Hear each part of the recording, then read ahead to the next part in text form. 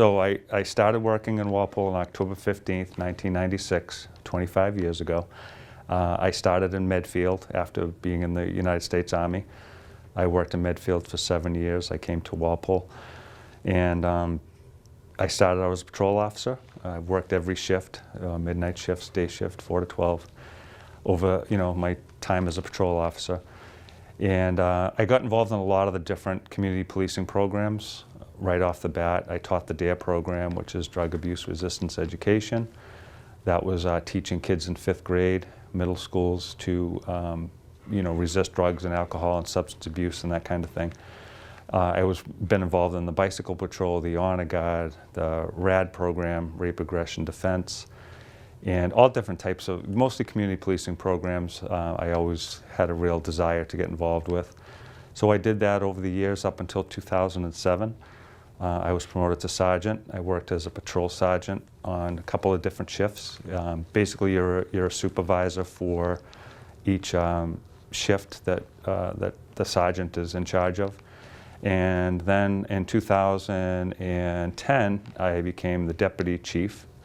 And just part of my time as a sergeant and as deputy chief, I oversaw the detective unit. So all the investigations that occur within the department were overseen by the detective sergeant and then the deputy chief. And then in 2015, Chief Stillman, who's one of my mentors, he left. He went up to Bridgeton, Maine, where he became a chief up there. He's now in Moulton Borough, New Hampshire. Chief Stillman left 2015, and I've been the chief here ever since, about 6 years now. Oh my God, there's so many highlights of my career. Every day it was something new, and that's part of why I liked this job so much, was every day is different. And I would say that the most memorable things are the things, the community policing type of engagement. And especially when I became deputy chief and chief, where I was given kind of the latitude to be able to implement the programs that I wanted to. And I would say that some of my favorite things have been the community resource dog, our dog Rebel, who Officer Hart, our school resource officer, does an amazing job working with having that community engagement. That is something that we're proud of here in the department, because we were the first department, I believe, at least in New England, Massachusetts for sure, that implemented something like that. And then the other programs that came along during my tenure as chief, the positive ticket program and catching kids doing right, the basketball cop where we play kids in basketball, or hockey cop where we have across the street from the new station, we have street hockey stuff set up that was donated by the Bruins. And so I guess there's so many things that stick out as far as memorable times and things like that. The DARE program was also very important to me, because that helped me have that kind of face-to-face contact with kids in the community. And one of the most rewarding things from that was not just being able to teach kids about resisting drugs and alcohol and violence and that kind of thing. It was the relationships that you built with them for years to come. The people. Yeah, the people make the community unique.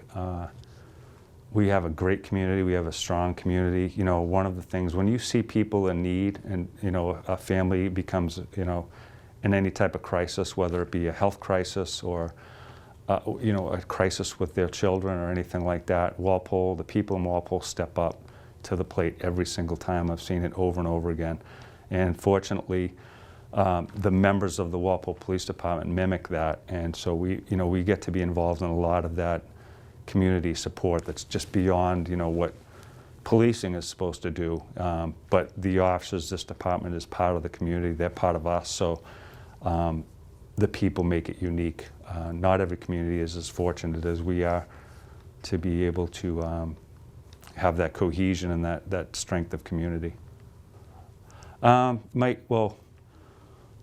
biggest achievements, I guess, are being a husband and a dad, and being a coach, and having the opportunity to be able to coach youth football and kids in basketball and that kind of stuff. So a lot of it is just stuff that's in my personal life. The personal side is, you know, the home life, just being a person in the community. You know, you want to, the job, like the uniform and everything doesn't define who police officers are. So, you know, we like to, even like on our social media, we like to put out there how our officers are coaches, and we're your neighbors, and we're people that are at your cookouts, and we're things like that. You know, we're not just this uniform robot type of thing. We're human beings, and so those personal achievements are very, very important on the side. As far as the job, my personal achievements are really being able to make it to the level in policing that I have been able to, because, you know, my background, you know, I'm originally, my family moved out to the suburbs from Hyde Park when I was young, and I always had a very an attraction to policing at a young age, so it was something that I've always wanted to do. And so I think that those achievements that I've made, like along the way, all the way to making it to be a chief of police, kind of went against the odds in a way. So I guess that achievement, that personal achievement, is just succeeding in this job that I think, you know, as a young boy, I think that it was kind of a destined thing for me, and just being successful at it to get to the point where I am now. And then the successes that come along the way, again, it comes back to the community stuff, just making our community a better place for our kids to grow up, and for people to be able to know that they can go to work and the community is safe, and that it's safe when they're, you know, sleeping at night. And those very personal achievements, I think, that are most important to me. There's nobody better at community policing than the officers of the Walpole Police Department, and it didn't happen overnight. Like we had to work at it every single day. You know, right behind me on the wall is our mission, our vision, and our values. Like those, the wording in those documents are not mere words. Those are, we live by that. Like we embrace our values, we embrace our mission, our vision, and we started to instill that. You know, when I became deputy chief and then chief, we instilled that in the personnel within the department. And you know, I'm so fortunate to be able to work with the men and women of this department. I mean, they are exemplary. They're just the most amazing people I've ever met, that I've ever been able to work with. And when I say that it's been an honor and a pleasure to work with them, I can't underestimate that enough. Like they're family. You know, we all have family, but they're also family here, and we support each other. And you know, sometimes it's life or death type of situations, and we're there for each other when we have to be. And I think that it's not just unique to policing, but it's something that there is that very strong bond. Yeah, so it's been an honor really to work with the people that I do, and that they're not just the officers, but our dispatchers and our civilian staff are just incredible people. So it's the day-to-day, like face-to-face contact. That's where you get most of the reward from the job. Like it's, you know, I don't want to minimize the other side, the criminal side, the side of things that you see. You see the worst in some things, in some parts of life, and you see people sometimes on the worst day of their life, whether it be a domestic violence situation, where it's a child abuse situation, whether it's a drug overdose or anything like that, where a family is just impacted severely by the things that can occur. You know, that's one side. That's a reality of police work and being a first responder. And so it's important, I think, always to have a good balance of that. You know, having a department that focuses on that criminal element and is there as a resource for other things like domestic violence and overdoses and that kind of thing. But also on the community outreach side, that face-to-face contact is so important, and it's something that, you know, like we've instilled in the department, and that we've gotten buy-in from each of the officers in the department. So it's worked out very well. I think that, I knew from a young age what I was destined to do, and, growing up, my family didn't have a lot of money or anything like that, and we had limited resources and everything, so the military was my option, and right out of high school I enlisted into the United States Army. My MOS was military police, and so I knew that that was the way for me to get my focus, and later on, I knew that I had to have college, and so I started to go to college when I got out of the military and chip away at my degrees. And now I have a master's degree, which wasn't easy over the years, but that's where I kind of put my concentration and my focus. So the things I think that I did in my particular circumstances were the right things for me to do to get to where I am today. So I'm not so sure I would change too much. That's a very good question, because when I came on this job, policing, we weren't seeing the issues that we're seeing police now. Now I know that back in the 70s and those time frames, there were very tumultuous times with policing. When I originally came on, we weren't really experiencing those things.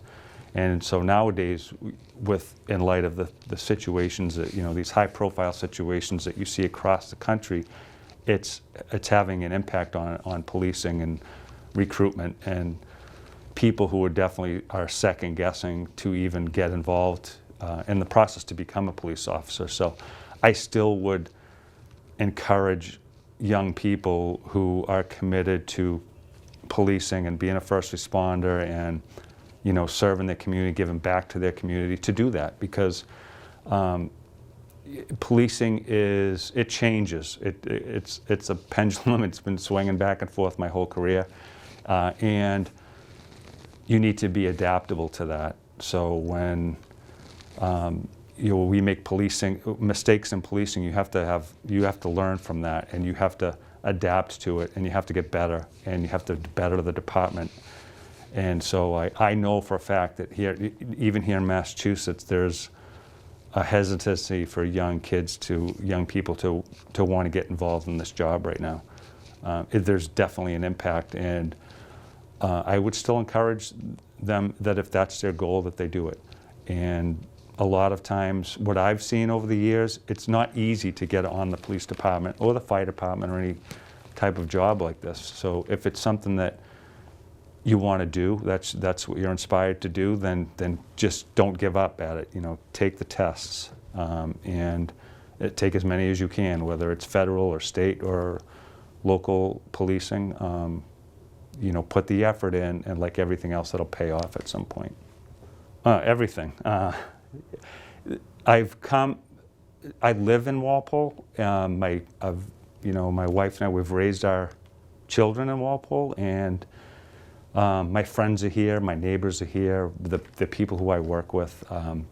It's going to be very difficult for me to move on, and I have no reason to be looking for anything else. I saw when I saw the process with Newton starting, I saw a lot of those things that they were looking for in a police chief that fell right within my wheelhouse, and things that I think that I excel at, and so I had some interest in it, and I think that when you look at your overall career, I think I've accomplished a lot here in Walpole. So I'm not saying my work was done, but I know that there's people under me that will take this department, well into the 21st century, and it's going to remain one of the best departments in the area. And in Newton, it's something that it's a challenge for me. Just like everything else has been a challenge throughout my career, this is just one more challenge. It's one more chapter, and I don't know. I know everybody here so well, and we have such a great community. It's going to be tough to walk away from, but I'm going to have to go to Newton and do a lot of face-to-face contact and meeting people on a daily basis, just like I've done here. And I didn't want to get to the end of my career and regret not taking on other challenges and things like that. So that's where I'm at. And I guess it's a new chapter in my career and a new chapter in my life.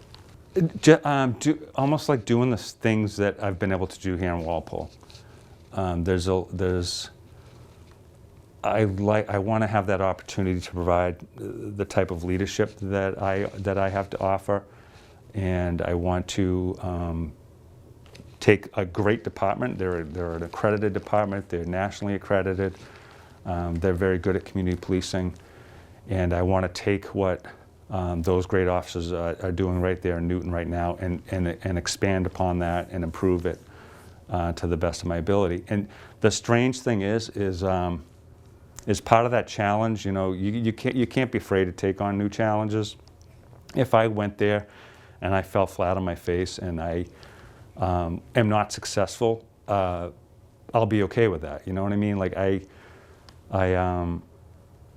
know that that's a possibility. I don't have it in really my personality to give up too easily, but it'll.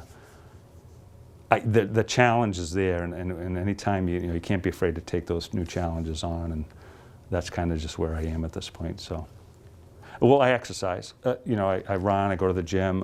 I try and stay active. I spend time with my family. Coaching and things like that were outlets that I had to kind of not just always be focusing on the job and policing. But I will tell you, like police work, I know the average person probably doesn't realize it. It's an extremely stressful job, and I've seen everything here in Walpole that a police officer could ever see, and it's not always a particular incident. It can be, but it's not always just a particular incident that can cause stress upon an officer, and it can be that cumulative effect. It can be just the response of call after call, day after day, week after week, year after year, and seeing the things that we do.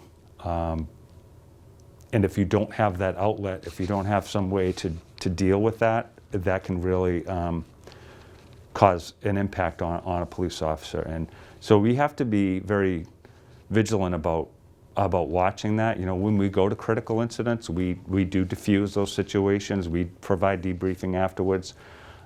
We check up on officers. We have very young officers that just come on the job, and just over the past few weeks, they've seen their first death, their first overdoses, their first situations involving children. And it's you have to have a way to have that outlet throughout your career if you're going to survive in this job. I mean, and for me, like I said, it's exercising and time with family and that kind of thing. And ironically, every time we bring a new police officer onto the department, we ask the questions like, how do you relieve stress? Like, what are your outlets? And we make sure that they have some way to get focus away from the job when they're off duty. And that goes for our dispatchers and our civilian staff too, because they're also exposed to it. So as an organization, it's very important to kind of have those things in place. Well, I mean, it's been 25 years. It's a long time. I know people always say this, but it just like flew. I can't believe it's already been 25 years that I've been a police officer in Walpole. But I'm very grateful. I'm very grateful to the community for their support. I'm grateful to the community for their support of this police department, our select board, our town administrator, Jim Johnson, our department heads, great partnerships, and mostly, the family here of the police department, our organization as a whole. I'm going to miss them, with everything I have. It's going to be, it'll be a tough transition. And my family, I'll still be living here. My family's here and everything, so that's a good thing. So I'll still be here to support Walpole sports and everything. But yeah, it's I'm just grateful, and I'm honored to have been able to serve here, and on to the next chapter. Looking forward to that as well. Really, it's been the atmosphere of all the officers that work here. Like I've said a number of times when I've been in front of the select board or other different interview type situations, I've said we have like the best police department in the Commonwealth. And that's because of the people that work here. So it's been really like a family almost. And we all get along so well, and we have great people that work here, great support staff. So it makes that the most enjoyable. We also do a lot of community engagement, so it's great to interact with the community and and interact with the kids. And we do a junior academy, so we interact with the younger kids through that way. So it's a lot of that stuff is really what I enjoy the most about it. And this community's been so supportive of us, through over the years, and more so recently. And so it makes it a great place to work. They're huge shoes to fill as he's leaving to take his new next step in his career. And it's going to be a challenge to maintain the level of service that we provided. But I think, like I said, with our quality staff, it really is very achievable. But I think that the community engagement and all the initiatives that have been set forth under his administration, I'd love to continue to provide those services and have those initiatives, but also to expand upon them and do more as we move forward, because it's really very important, obviously, to have engagement with the community, and that's kind of with his legacy. And I'd love to continue to pursue that and to further that as I move forward and step into the role as the interim chief. My short-term goal right now is to obviously succeed as the interim chief, to continue to lead this department forward in the direction that it is already going right now, to carry on the legacy Chief Carmichael has left behind, but also kind of put my own mark on it in my own way, and hopefully to become the permanent chief here going forward. I'm proud to be a member of this department. Like I said, we have a phenomenal staff with phenomenal people here, and I'm honored to work alongside with them and to lead them. And my goal would be to continue to make sure that the department is well equipped, well trained, and have the best possible people working here to serve this community. And those are my goals for now. And they may change as things go forward, but I'm proud to be where I'm at right now, and I'm looking forward to what the future holds here. I will speak about Chief Carmichael. I worked with him since the time I started here as a patrol officer. He was my direct supervisor, and then I worked almost under him in his various roles when I was a detective as well. And I've learned so much about this job, so much about how not only the technical and the procedural aspects of this job, but also how to carry yourself as a police officer, how to be a good person, and how to adapt when things change, which he's done a phenomenal job at. When this job transitioned into 21st century policing and community-oriented policing, he was the first, and he was really spearheaded the movement to change this department to adapt to all those new principles and tenets of 21st century policing. So the knowledge that he's passed along is invaluable to me. So I'll certainly miss him when he moves on, but I was grateful for my time working with him and for the things I've learned from him, and I'm hoping that I can continue to be the quality leader that, or try to be the quality leader that he has been since he's been here, and continue his legacy going forward.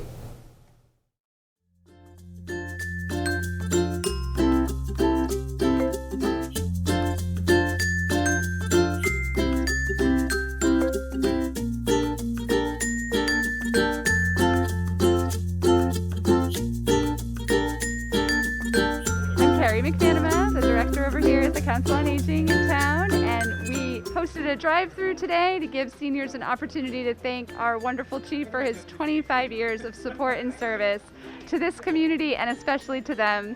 They've been a great partner long before we were next door neighbors, and although we're really excited for him and happy to launch him off to his next great chapter, he is going to be very, very missed here in town.